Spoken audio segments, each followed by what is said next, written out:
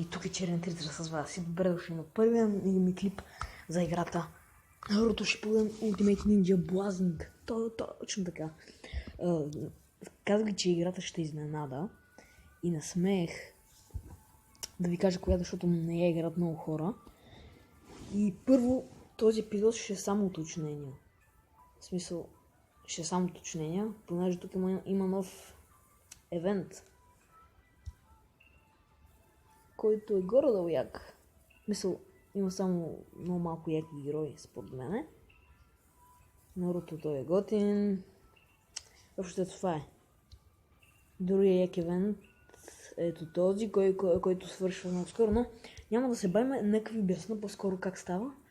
Първо, за тези, които не са играли никога Наруто, нито са чували за него, играта ще им бъде доста странна първо, но после ще стане много интересно, защото има страшно много герои. Тук си събераме каквото и се полага. Първо, както казах, този епизод ще е само информация. Първо, да ви кажа, че има няколко вида карти. Ето има на Teams. Аз там колкото съм запазил. Първите са 3, което се пада 3 звезди, което се пада Rare. Аз ако имам запаза на изобщо някоя Rare карта, както и да е. Ако имам запазена изобщо някоя Rare карта, второто е 4 Very Rare и другото е 5 Super Rare. Има 6 звезди, което се пада Legendary, но Legendary не може да се спечели. Ето виждате, ето втората ми карта е, която е в кафяво, е Rare. Тези, които са в Silver са Very Rare. Тези, които са в Gold са Super Rare и сините карти, които аз сам съм си ги направил, са, може да се каже, че са Legendary, за тях няма изобщо никакви конфигурации. Първо, как може да си направим Legendary карта, то разбира се, че туториал обяснява, но пък аз за всеки случай ще ви кажа, защото повечето от вас сигурно не знаят играта. Ето, кликаме и само Gold картите, които можете да натиснете. Ето виждате, например, ето този тук. Чакайте да дигне така. На първия ред, четвъртата карта, тя е злата, но не може да натиснем. Ето, например, натискаме тази карта, която е златна и може да се натисне. И ето виждате, надолу вече ще струва 60 място, за да разберете една карта колко място ви взема в тима. Ето виждате, като пише кост 40 и после като на 6 звезди ще кост 60. И какво трябва да имате, за да я направите на 6 звезди? Трябва на 5 звезди да ви на макс левел, т.е. 70, и да сте събрали ето тези свитъци отдолу. Как се събират свитъците?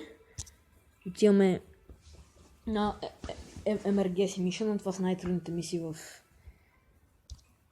цялата игра. Ето, кликаме там и ето виждаме. Но тия тук не ви трябват неща. Това са за Limit Break, ще обясним после. Ето виждате свитъци Screws. Но за да разберете кои Screws ви трябват, чакайте, ще ви покажа. Ще кликнем на моя Наруто, защото сами е най-лесно да отида там. Кликаме на него. И виждате, където е герой пише кост 80, над самата иконка в кръгчето има едно синьо човече. Това значи, че ви трябват сини свитъци. Какво означава Limit Break Capable, ще обясня след малко. Кликаме на Village.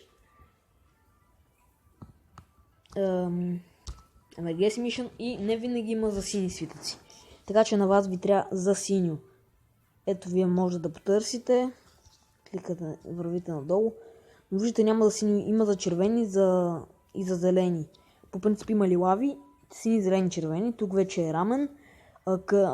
Като взимате рамен репорта, вие така най-лесно си апдейтвате героите всъщност.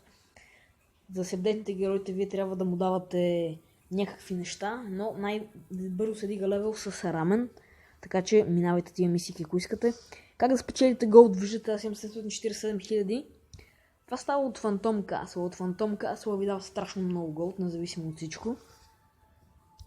Но Фантом Касъл в момента не е на лице, защото имаме Ninja Rod, от който Ninja Rod се печелят точки, които точки вие използвате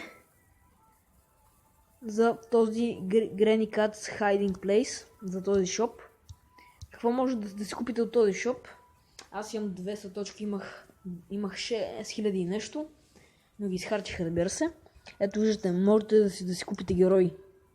Разбира се, в момента е наличен само един герой.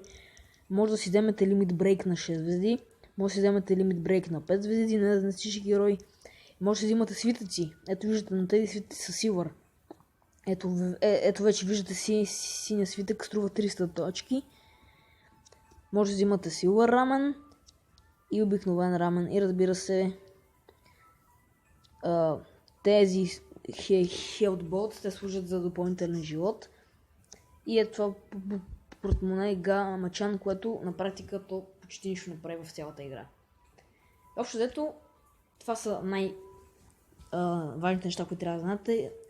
За тези, които не знаят Наруто, наистина играта има много добър стори мод. И отиваме на Summoning, да ви покажа за Summoning детайла.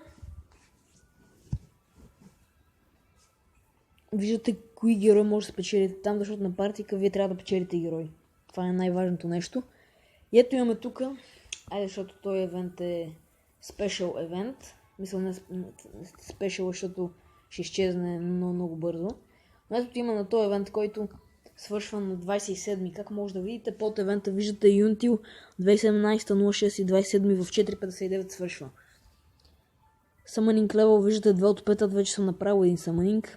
По принцип на левел 1 струва 30, на мен са ми 40 джема.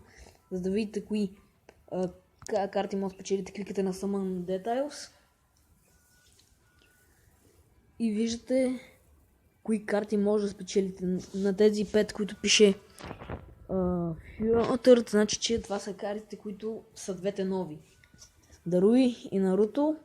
И надолу виждате кои други карти може да спечелите. И общо взето това има и за Silver, но виждате колко много голд. Разбира се, казах ви, че наистина има страшно много играчи. Страшно много карти, и общо взето това е. За тези, които искат да видят моя тим, сега ще го покажем. За Limit Break. Като видях Limit Break, и аз още не съм много преснен какво точно значи, но Limit Break като герой на 6 звезди ви е на макс левел 100.